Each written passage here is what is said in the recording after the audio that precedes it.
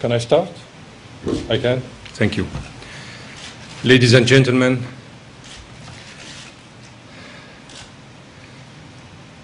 I'm holding this press conference to clarify some points with regard what happened today in the General Assembly meeting called for by the PGA. As you are all aware, the PGA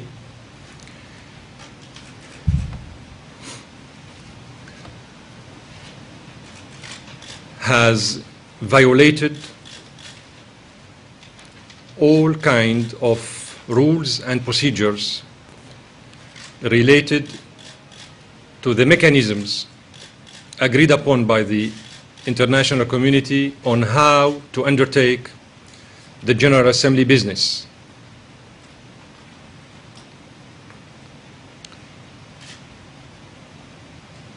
The PGA did not consult with the Syrian government in advance of this meeting. This is the first violation.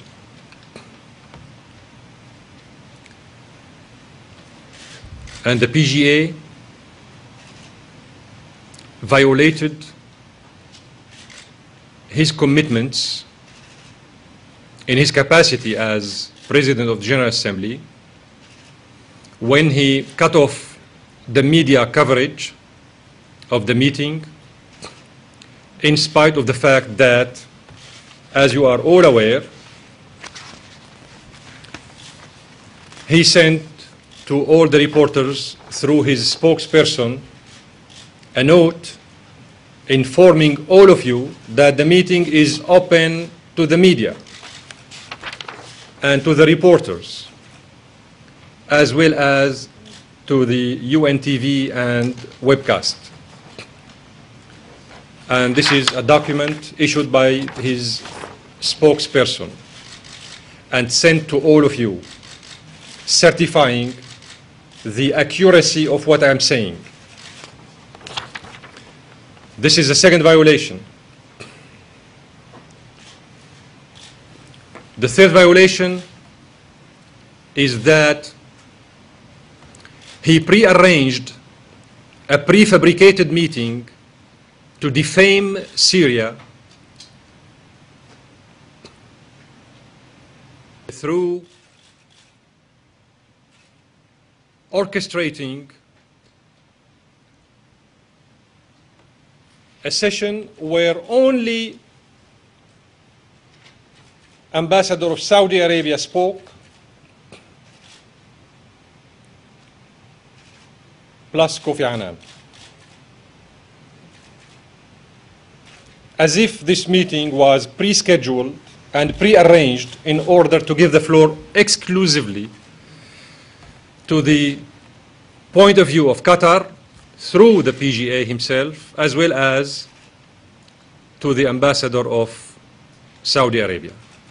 This is the third violation, meaning that he didn't give the opportunity to the other ambassadors to address the meeting and to address the audience. That was the third violation. The fourth violation is related to the way he undertook the business of the session, of the meeting. He ignored, condoned in a very ridiculous manner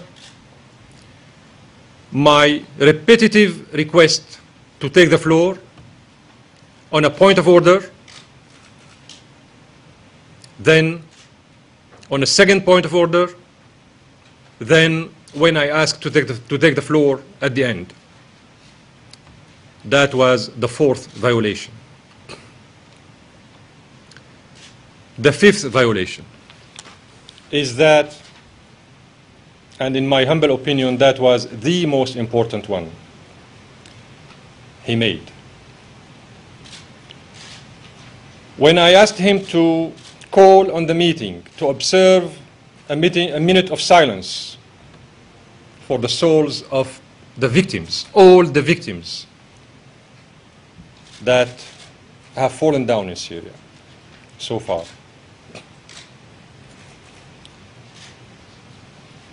Not only he rejected this request, not only he ignored this simple request, but he avoided even to answer appropriately my question and my request. Meaning that the purpose of the meeting for him was how to defame the reputation of Syria, not to help stopping the violence in Syria and to put an end to the unrest in some hot spots in the country.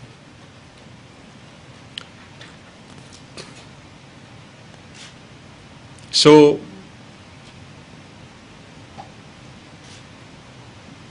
these violations have confirmed altogether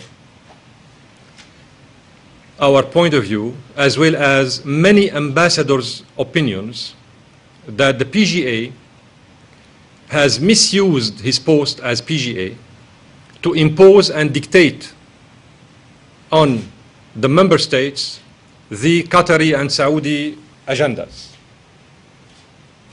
rather than to deal, seriously speaking, with the so-called Syrian crisis in implementation of Mr. Kofi Annan's six-points plan.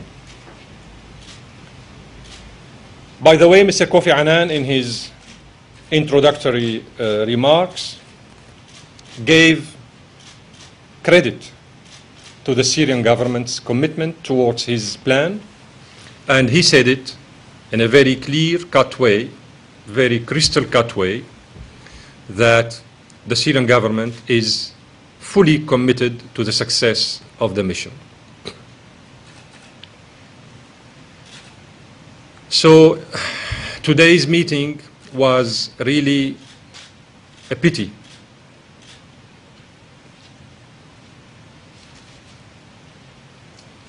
And the PGA has set a precedent, a very bad precedent, in the business of the General Assembly. He will have, and his country with him, to bear the responsibility of his acts. Even when the Russian ambassador asked for a point of order, and he politely indicated to the PGA that he didn't set the rules and procedures from the beginning, and he asked the PGA whether his rulings is related to the meeting, to stick to question and answers exercise or to make statements. He didn't even answer that. Number one, because he is not qualified enough to know the rules and procedures. Number two, because he didn't want to engage, politically speaking, with a heavyweight in the United Nations. Number three, because he prefabricated all this meeting in order to give the floor only to Saudi Arabia ambassadors, as well as to himself and the ambassador of the European Union.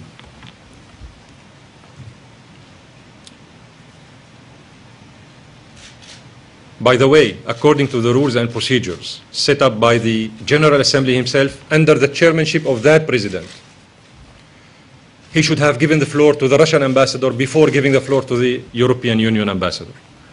So this is a sixth violation on his side. I am in your hands. I'm sorry, the UNCA always goes first. Thank you, Mr. Ambassador, on behalf of the United Nations Correspondents Association for this conference.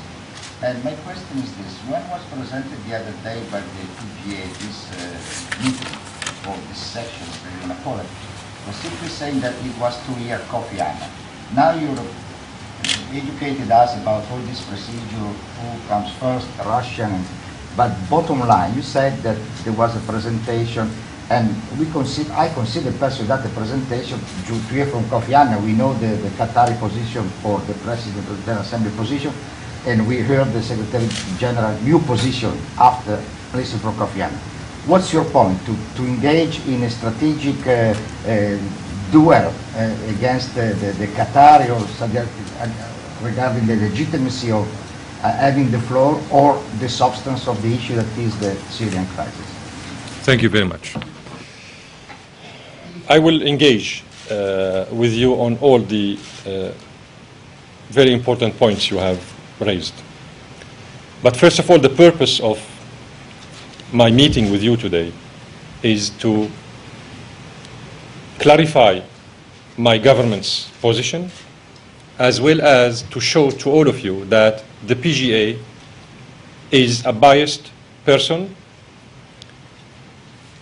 deceiving all of us, cheating on his mandate, overcoming the rules and procedures inappropriately, and serving his national agenda rather than representing the collective agenda of the plenary.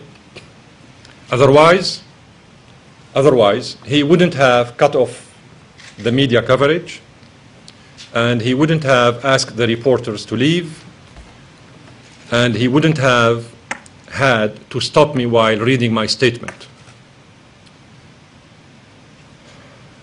This is why I said he committed a serial of violations while presiding over the destiny of the plenary. This is very important as a starting point to assess what's going on. Then why he called for that meeting as quickly as possible? He did it because, honestly speaking, I think he didn't expect the Security Council members to reach a consensus over the content of the presidential statement. He was betting on the fact that the Security Council members will not reach a consensus on the content of that PR. When he understood late night yesterday, that there is a chance that the members would reach an understanding, a common understanding over the PR content, then he moved to declare his intention for this meeting today.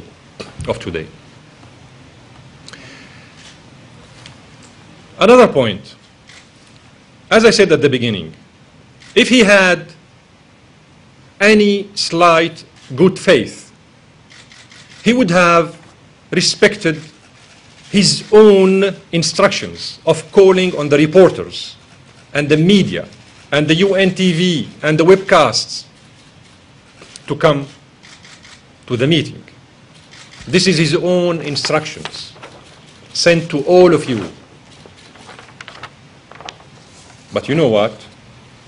They didn't want to give Syria, through my humble person, any chance to address the audience and to explain how committed we are towards the 6-point plan of Mr. Kofi Annan. And he didn't want anybody to hear from me, through me, any criticism of the policies of his country, as well as Saudi Arabia and Turkey, who organized the meeting in Istanbul. Pamela Fall from CBS News. Mr. Ambassador, could you give us an update on the Syrian withdrawal of forces and the implementation of the Annan plan? Mr. Annan got on a regular basis, almost on a daily basis, detailed information from the Minister of Foreign Affairs in Damascus on the progress in implementing the 6-point plan. And Mr. Annan today, in his briefing to the General Assembly plenary, confirmed that the Syrian government is cooperating with him, fully cooperating with him in order to implement the 6-point plan. However, there is one point, one very important point related to the implementation of this 6 points plan. And here I'm referring to the fact that Mr. Annan did not yet get any assurances or any guarantees or any commitment from the other parties involved in sponsoring, arming, and protecting the armed groups in Syria. And he said it in his exchange of letters with our minister. He said it, that he didn't get yet that guarantees or commitment from the other sides. Please. Thank you. My name is Mr. Representative Town of Pakistan. You have said that, I just want to be very clear on these rules that you're talking about, that he has violated, and that you basically say about 6 of them that he violated. These are the rules of the plenary that you're referring to? That he should have allowed the Russian ambassadors to speak, he should have allowed you to speak. According to the General Assembly that has endorsed the new membership of the European Union, we had a very thorough and deep discussion at that moment on whether the European Union membership, the new European Union membership, should come before member states or after. Then we agreed as member states that the European Union could take the floor once the member states have made their contributions. So this is written in the General Assembly resolution regulating the prescience of speaking in the General Assembly. Yes. Talal Hashf from Arabian News Channel. Would Syria accept the presence of military with the observation mission or monitoring mission? I've heard some countries talking about the need to supply also some military forces to protect the observers. Would Syria accept in its own territory the presence of international force with the mission? And my second question is, would you accepted the withdrawal plan by the 10th from with Kofi Annan? Does that include the police forces in these cities?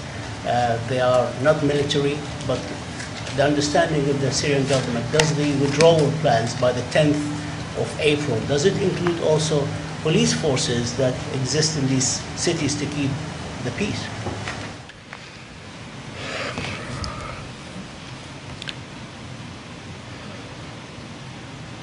The 6 points plan of Mr. Kofi Annan was agreed by the Syrian government. What you have raised, the second part of your question, is an integral part of the plan.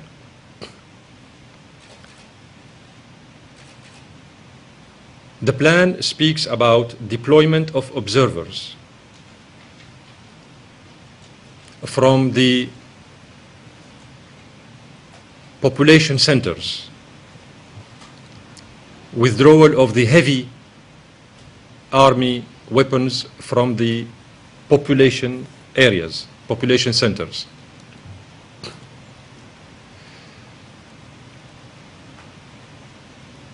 The item related to this issue does not speak about withdrawal of the police forces, because Syria is a sovereign state, and Mr. Kofi Annan acknowledged that the protection of the civilians is up to the Syrian government forces.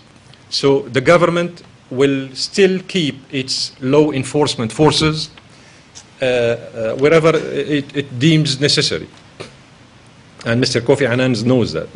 He knows that very well. This is with regard to the second part of your question. What was the first part? The first part, the second part was with any mission, any monitoring mission, would Syria allow the presence of military, international military force? No. There will be only observers. Only there civilian? there will be only observers, and the mechanisms as well as the nature as well as the mandate are all being discussed right now with the Mr. Annan's technicians team. No armed observers. What do you mean by armed? You know, carrying guns. I have no idea. Okay. I have no idea. Please. Are you going to follow this violation formally? Yes. Okay, two questions. One, I wondered if you'll make your statement available, and the PGA did say that he would allow 3 minutes for people to speak, and then suddenly you're saying everything was cut off. So I'm wondering if you have any idea why he would say he's giving 3 minutes, and then the TV goes out, and then he cuts you off and cuts off anybody but particular people. And then the second is, there was a Arab League observer mission. I'm wondering if Kofi Annan is aware of the report of that mission, and if you know if the Syrian government, I know, is aware of it, and if Kofi Annan in the negotiations for planning for the new observer mission will build on the lessons from that. Can you give us any insight into that? Number one, the PGA, as you know, cut off the media coverage on purpose in order to prevent me from reaching to the international public opinion as well as to the member states. He did it, and that, according to my humble knowledge, it never happened in the past. It never happened in the past. That means he was scared of the truth. That was not only him, those who pre-arranged the stage of the meeting, as we say. They were scared to give the floor to the Syrian ambassador to express the official point of view of Syria. I think he learned a lesson from the previous meetings. And honestly speaking, I would like to tell you my personal feeling, at least, that the PGA has exercised today a kind of media terrorism on the member states. Terrorism is not only about killings. There might be political terrorism. There might be media terrorism. There might be economic terrorism. And today the PGA has usurped his post and exercised against me personally a kind of media terrorism and diplomatic terrorism. So he should bear the responsibility of his acts. I think he is regretting what he did because it was a scandalous behavior coming from him. Please. Some people said that and sorry, your second question, very important. With regard to whether Mr. Kofi Annan was aware of the Arab League's observers. The report, which is more important, yes. I think he did. I think that the PGA himself was trying to avoid the issuance of another positive report by the new team of the observers, the UN observers. I will tell you why. Because when the Arab League's observers report was published, it was not sent to the Security Council, as you all know, at the beginning. It was not even translated, and nobody was aware of it in the Security Council. But it's a public document now. It became, later on, a public document upon our own request. But somebody in the coulisses, in the couloirs of the UN, tried very hard to put it aside. They didn't succeed because we asked, formally speaking, and the other delegations at the Security Council asked also, China, Russia, India, Brazil, whatever, asked to have the report available to the member states. Something was done partially speaking because they didn't have enough time to translate the whole content. We did it in the Syrian mission.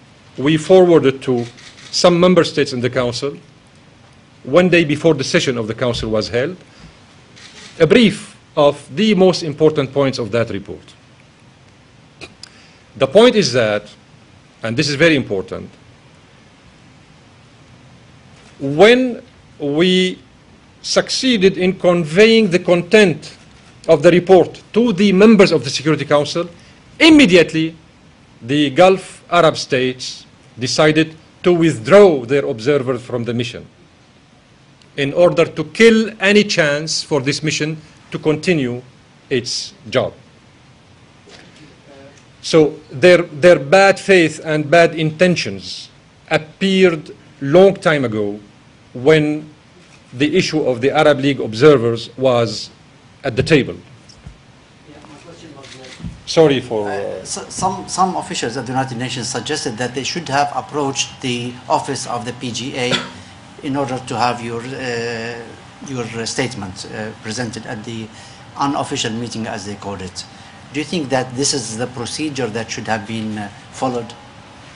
The PGA did not consult with us, so we were not aware of his intention to ask for that meeting. So that was what I said at the beginning, a first violation. He did not consult with us. He was trying to overcome our rights as member states in the General Assembly. He called for a meeting on Syria without previous consultation in advance with us. And this in itself shows that from the beginning he had bad intentions towards us. One more point. He spoke in his introductory remarks about democracy and human rights. This is really ridiculous, coming from somebody whose country does not have a constitution, does not have a parliament, whose population is almost the inhabitants of a small neighborhood in Damascus, trying to manipulate everybody through the petrodollars, lying on everybody, causing the division of Sudan, creating troubles between Eritrea and Djibouti and Ethiopia, participating with the NATO in bombing Libya, while Qatar is, as you know, a member of the Arab League, and Qatar is a signatory member in the Arab League of the Arab Pact of Mutual Defense. So they went too far, and they are going too far in their very light diplomacy. Another thing regarding the talking to the opposition, some officials, Mr. Nasser Qudwa, suggested that the opposition is talking in a coherent voice now, and that they could come with a coherent answer regarding the ceasefire. Does your government view the things the same way? Not at all. The national honest opposition inside Syria, and this is a news, I'm going to give it to you, will join the National Inclusive Dialogue very soon. They will be participating at the National Inclusive Dialogue very soon in Syria. And this is part, by the way, of Mr. Kofi Annan's 6 points plan. So the national patriotic opposition within Syria will be on board in this National Inclusive Dialogue. And the announcement will be issued in Damascus soon. The external opposition, the external wing of the so-called opposition, those who attend the meetings in Istanbul and elsewhere, are all being manipulated by the petrodollars as well as by some Western capitals, and are all encouraged not to engage in the national dialogue, not to give up their weapons, and not to observe the deadline set up by Mr. Kofi Annan for April the 10th to stop the violence and get on board of the national dialogue. So we have a problem here. We have a dilemma. Qatar, Saudi Arabia, and Turkey asked the Syrian external opposition wing outside during the meeting in Istanbul. They asked them not to engage in the dialogue, not to give up their weapons, and they provided them financial assistance as well as military assistance. They even, and here I am referring to Qatar, Saudi Arabia, and Turkey, they even told the members of the so-called Free Syrian Army that they will provide them with monthly basis salaries. Then somebody should ask these countries, what are you doing?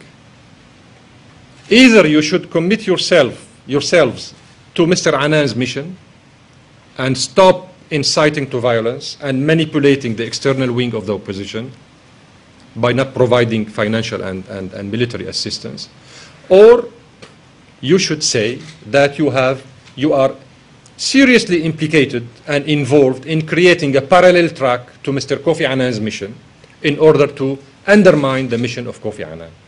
Something is wrong in their behavior and in their policies. The Syrian government agreed to Mr. Kofi Annan's plan on the 25th of March. April the 1st, Istanbul meeting is held. What for? If Syria said a week ago that the government is on board with Mr. Kofi Annan, why holding this meeting in Istanbul a week after? To create a kind of confusion in the mind of the public opinions? Or what? Why calling on the military, on the armed groups in Syria not to give up their weapons, not to stop their violence, while the Syrian government said a week earlier that we are on board? So everybody should stick to the fact that we should all encourage Mr. Kofi Annan's plan, and we need to get commitments from the Qatari, from the Saudis, from the Turks, from the French, from USA, that Annan should be given a chance in order to succeed in his mission. If the Syrian government observed the stopping of the violence on April the 10th, and the other side will not, who would fill the vacuum in case the heavy military units of the Syrian army would withdraw from these hotspots, and the other party will not observe the end of violence and the stopping the fire? Who would fill the vacuum? This is exactly what happened with the Arab observers when the Gulf states withdrew their observers, and they did it on purpose in order to create a vacuum that will be filled by the elements of the armed groups. This is why we are saying, Mr. Kofi Annan, please give us guarantees and commitment that those who are in Qatar and Saudi Arabia and Turkey are on board before reaching the deadline of April the 12th. In the back, please. The way you spoke, you had talked about a lot of things concerning the PGA. You said his bias and so many others. Now I want to find out from you. I don't think you are indifferent to the decision of the General Assembly. And if you are not, either do the PGA. So, what is your view? Are you against peace returning to Syria? From your comments. Well, thank you for this question, but it's not relevant to what I said. It's not relevant to what I said. My question. Of course, I am committed to peace on behalf of my government. What did I say? I have been speaking for almost 20 minutes, and you didn't get it yet? That we are on board with Mr. Kofi Annan's plan? Of course we are in favor of peace, but we want all these external interferences in our domestic affairs to stop. The Qataris, the Saudis, and Turkey are providing these armed groups with weapons. This is a violation of the international law. This is a violation of the Charter of the United Nations. The PGA today violated the rules and procedures in the presence of the Secretary General. So somebody is trying to destroy and undermine the credibility of this system. Please, be careful. Take note. Take into consideration this analysis of these sequences of the events. Otherwise, we wouldn't understand what's going on. The PGA is in his post to represent all of us, not to fulfill and implement his country's agenda, to interfere in our domestic affairs. Nobody has the right to do that. Just because Qatar has $200 billion per year selling oil and gas, do they have the right to spend all this money in creating troubles all over the world? Somebody should stop them. Somebody should tell the Saudis to stop. It's much easier for the Saudi family ruling over the Kingdom of Saudi Arabia to change the pillars of Islam rather than to change the way they are ruling the country. They are not honest. By the way, I have a couple good news for you. The Saudi Mufti, they call him the great Imam, now issued a fatwa, a consultative religious opinion, saying that the young people have now the right to enter the malls. Now they could enter the supermarkets. The young people in Saudi Arabia now could enter the supermarkets. Could you believe it? We are on April the 5th, 2012. And the Saudi Imam is still thinking about whether the young people should have access to the malls or not. The second good news, another fatwa from the same Imam saying that women could attend the football matches, but in separate places. And they should not raise their voices when they get excited by the game. And they should abstain from attracting the attention of the males in the stadium. This is the second good news. The third good news, always coming from Saudi Arabia. I don't know whether it is good or bad.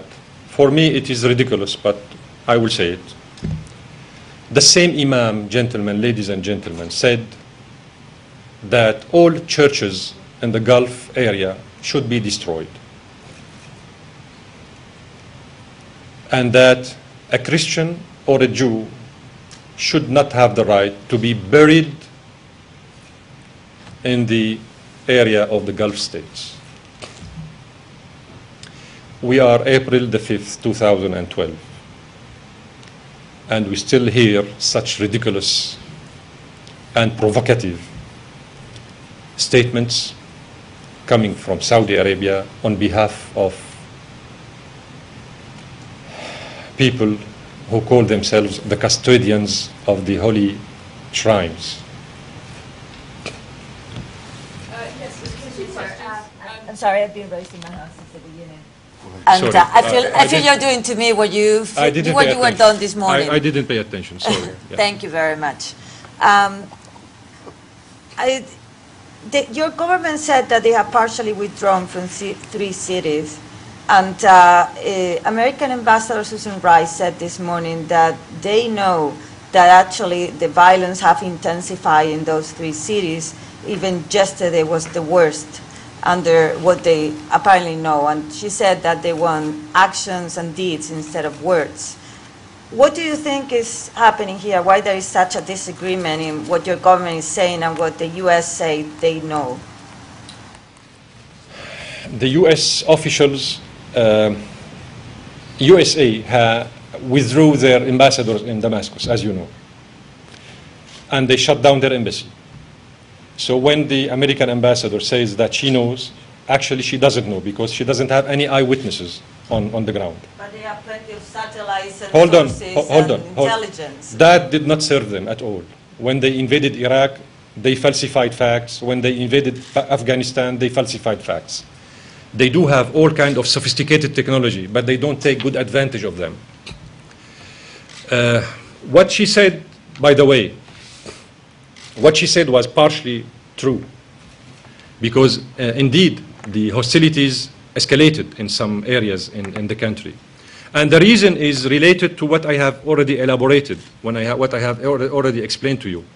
The armed groups did not yet inform Mr. Kofi Annan that they will respect and observe the deadline, the 10th April deadline date. And this is why they think that once the Syrian government has committed itself to the end of violence, they could fill the vacuum. This is why when they heard, the armed groups, when they heard that the Syrian government withdrew some units from some areas, immediately they jumped to fill the vacuum and create a fait accompli on the ground. And do you think they have heavy weapons like the Syrian army? No, they don't. So how can they fill up that vacuum? By the way, they killed 3,000 people so far, 4,000 But there are people. 9,000 dead, so that still means that they have 6,000 people dead, even under your account. Whatever, one victim or 10,000. This is too much for us. This is too much for the Syrian government and for the Syrian people. When I asked the PGA today to observe a minute of silence, he didn't accept, because he doesn't care about the blood of the Syrian people. If he cares, he would have observed a minute of silence for the souls of the Syrian victims. So somebody is trying to take great advantage of any vacuum that might be created by the withdrawal by the government of its heavy weapons from the hot spots. And by the way, the Syrian government withdrew indeed some military units. Every day they do it, and they inform Mr. Kofi Annan about it. So Mr. Annan is aware on a daily basis of the withdrawal of some military units from the hotspots. But he himself said that he couldn't corroborate it. Who? Mr. Kofi Annan said he just had that statement from your government, but he couldn't corroborate it. When he will send the observers, they will check it on the ground. Mr. Jaffery, But we need another commitment from the other parties. Otherwise, that would be a Tom and Jerry game. But do you mean that you're not going to comply with that commitment unless No, you no, have no, their we are word? not saying that. No, you know what? What will happen is exactly similar to what happened with the Arab League's observers' missions. And you will see. And you will see. just to follow up on your question just asked, Mr. Annan said not only that he couldn't corroborate some of the information that was being given, he said there had been reports, or the government had said it had partially withdrawn from 3 cities, but clearly he said the military operations were ongoing and the violence hadn't stopped. So what is your intention in terms of stopping the military operations completely? Is the intention to do it by the 10th of April or to continue depending on the circumstances on the ground? And my second question... Hold on. Yes. Your first question. The Syrian government is committed to making the mission of Kofi Annan a successful one. Second, we are acting according to the provisions of Mr. Annan's plan. Third, Mr. Annan's plan acknowledged in the negotiations with him as well as with his teams in Damascus, acknowledged the government's right to protect the civilians from the armed groups. Number 4, the withdrawal of the heavy weaponry will take place by April the 10th. Number 5, we need a crystal-cut commitment and a guarantee by Mr. Annan himself, after he consults with Qatar, Saudi Arabia, Turkey, and the others, that once the government will observe and will respect the end of violence, the other parties will do the same and will not fill the vacuum. Could I be more clear than this? And will you need that guarantee before you finish your pullout, Mr. Jafari? That is an integral part of the common understanding between Mr. Kofi Annan and the Syrian government. Thank you, Mr. Ambassador, for this briefing. My name is Abadi. I'm from Le Dossier. From Le Dossier newspaper. Le Dossier. Les Yes. Dossiers. I have been here at the United Nations for over 45 years, both as UN official as well as correspondent afterwards. And I have seen diplomatic quarrels both within the General Assembly as well as in the Security Council, even during private consultation, which I had the honor to serve. Your wisdom. I have never seen such strong attack of one diplomat against the other, although I have witnessed many attacks during. It's not personal. It's against the policy of his country. It's not personal. And I understand exactly how you feel, but I suppose that the President will have an opportunity to answer your questions. What is your question? Kofi Annan says that in order to seize all the violations in Syria, you need an incredible system of supervision. What is, in the Syrian government's view, credible? What kind of system do you consider to be credible? Does it imply a military component in it or not? Mr. Annan's plan is a comprehensive one. It doesn't only state or speak about the deployment of the observers. It addresses many important points. This is why it's called 6-point plan. One of them is the deployment of the observers, but the others are not less important. So we should look at the picture in its entirety, in its comprehensiveness. And I'm glad that the Syrian case has attracted your attention after 45 years of serving as a reporter at the United Nations. That means it's worth it. So we have to look at the issue in its panoramic dimension, rather than to focus on one point. But I will not disappoint you. I will answer your question by saying that by common agreement between Kofi Annan and the Syrian government, one component of the plan, which is the deployment of the observers, will take place. So we are not hiding the truth. But everything will be under, in respect of the Syrian sovereignty. Everything will be led Syrian process, Syrian-led process. So the government will be there. The government will be there in the implementation of each one of the components of Mr. Annan's plan. We are a sovereign state. We are keen interest in safeguarding our political independence and our sovereignty. We are not a banana republic. And everybody knows that. It took them 2 weeks to put Egypt on its knees. It took them 2 weeks to put Tunisia on its knees. It took them 1 year, and then they gave up with Syria. Thank you.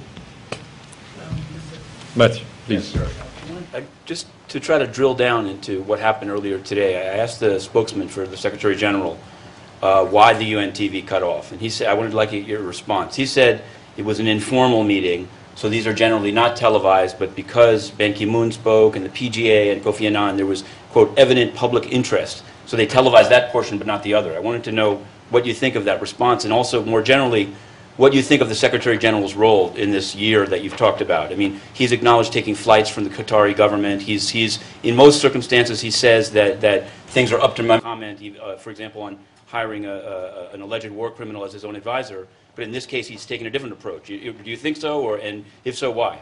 Well, actually, before the start of the meeting of this morning, I talked to the Secretary General, and he commended the Syrian government's commitment towards Mr. Kofi Annan's plan. He did not criticize the position of my government. On the contrary, he encouraged us to go ahead in implementing this 6 points plan. So but what was worth it to notice actually is that the PGA, while violating the rules and procedures and usurping his post and exercising this diplomatic and media terrorism against me and against my delegation, he did all that in the presence of the Secretary General.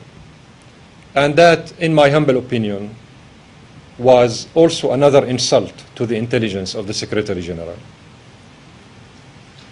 The Secretary General seems to have a slightly different interpretation of the situation than you did. He said today that despite the Syrian government's acceptance of the Joint Special Envoy's plan of initial proposals to resolve the crisis, the violence and the assaults in civilian areas have not stopped. The situation on the ground continues to deteriorate. Deteriorate would suggest it's getting worse, not better. Now, the other thing I think I heard you said was that the Syrian government would not meet the April 10th deadline if the opposition did not have a ceasefire by that time? No. It seems you didn't hear what my answer to your colleague. I didn't say that.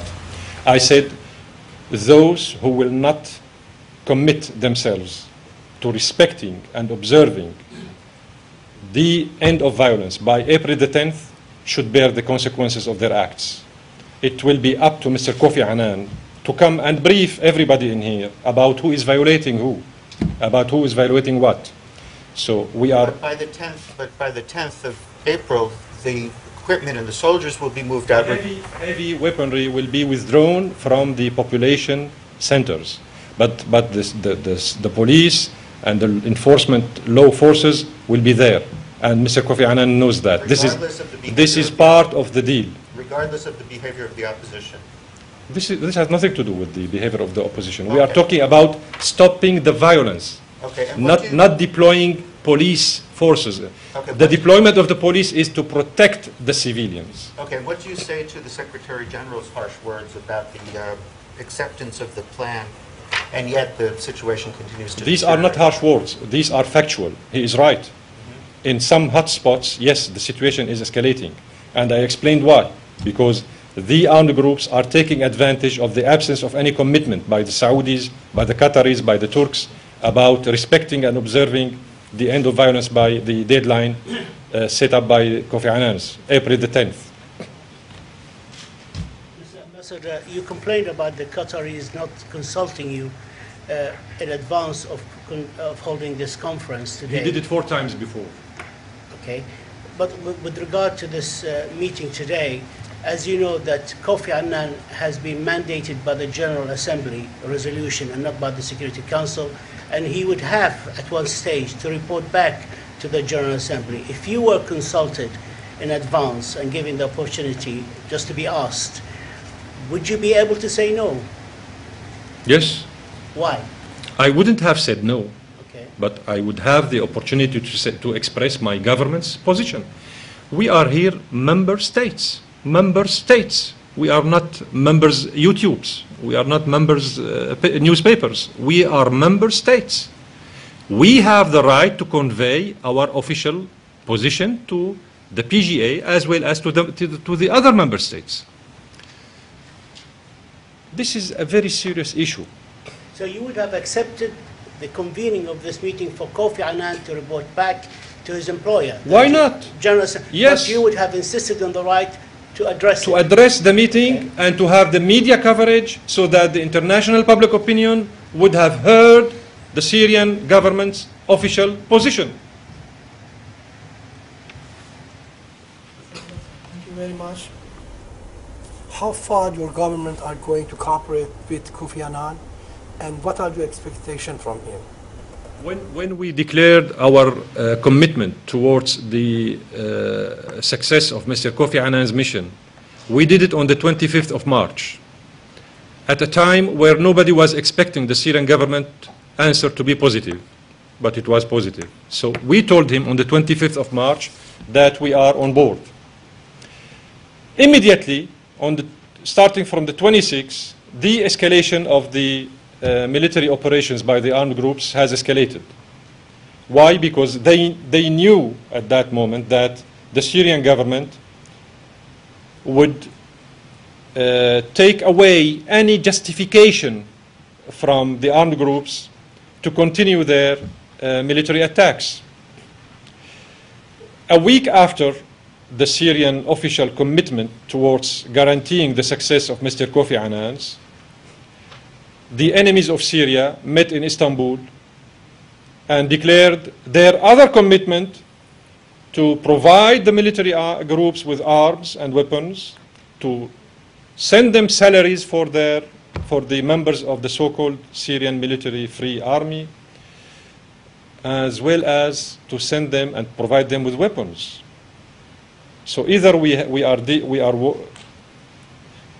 are working, collectively speaking, through the UN channel, or we are all working through different parallel tracks and channels. It seems these 71 states who gathered in Istanbul did prefer their own track at the detriment of the United Nations track. So those who have great interest in undermining the mission of Kofi Annan is not the Syrian government. It's somebody else. One last question, Ambassador, two questions, one very short. How soon could observers start arriving in Syria once these deadlines are met, if they're met?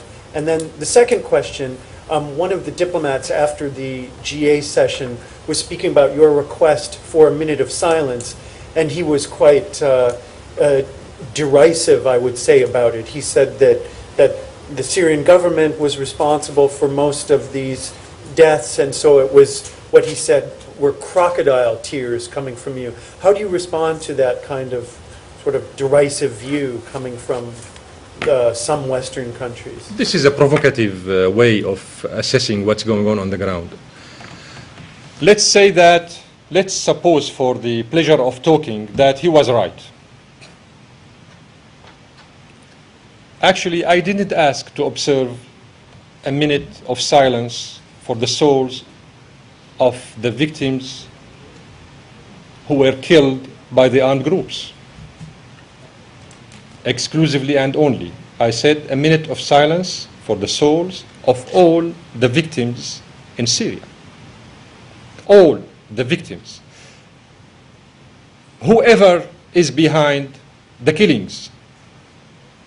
But the point was that they don't care about the Syrian blood, whether it is coming from the ranks of the government forces or from the rank of the armed groups or the opposition or the civilians.